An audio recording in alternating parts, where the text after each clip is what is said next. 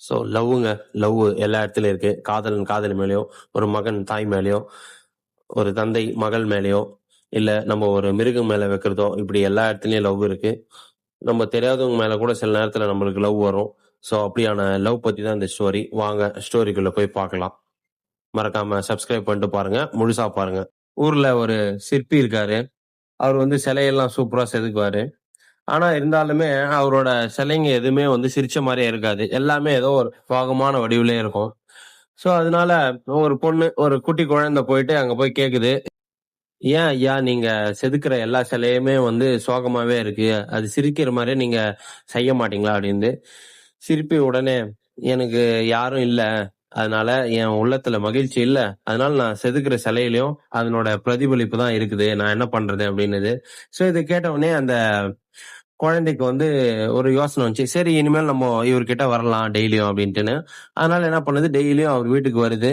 So அதுக்கு தெரிஞ்ச ஸ்கூல்ல நடக்கிற கதைங்க, வரும்போது என்ன நடந்த கதை அப்படின்னு எல்லா அழகான கதையும், அவளுக்கு நினைச்சதெல்லாம், என்ன தோன்ற கதை எல்லாமே சொல்லிட்டே வருது. அப்புறம் தோட்டத்துல இருந்து எதனா ஒரு பூ அந்த மாதிரி பறிச்சு வந்தா அந்த தாத்தாட்ட கொடுத்து அவர் தலையில வைக்கிறது அப்படின்னு சொல்லி விளையாட்டு இருக்கு.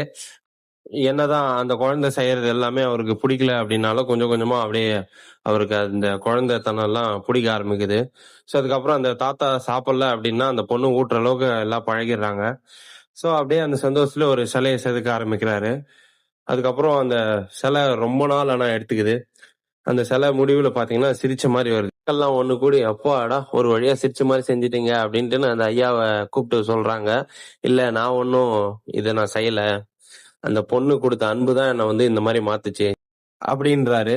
சோ இந்த கதை மூலியமா பாத்தீங்கன்னா அன்பு யார எப்படி வேணா மாத்தும் அப்படின்றது சூப்பரான எக்ஸாம்பிள். சோ நீங்க ஒருத்தருக்கு மேல ஒருத்தருக்கு இல்ல அறிவுரை நீங்க சொல்றதை விட அன்பு செலுத்தி பாருங்க. நிச்சயமா அவங்கள நம்ம மாற்றலாம். சோ அன்பு இருக்கிற இடத்துல தான் அழகும் பிறக்கும். சோ அன்பு செலுத்துவோம், அன்பை பகிர்வோம். சோ நெக்ஸ்ட் வீடியோல பார்க்கலாம். டாடா, பாய்.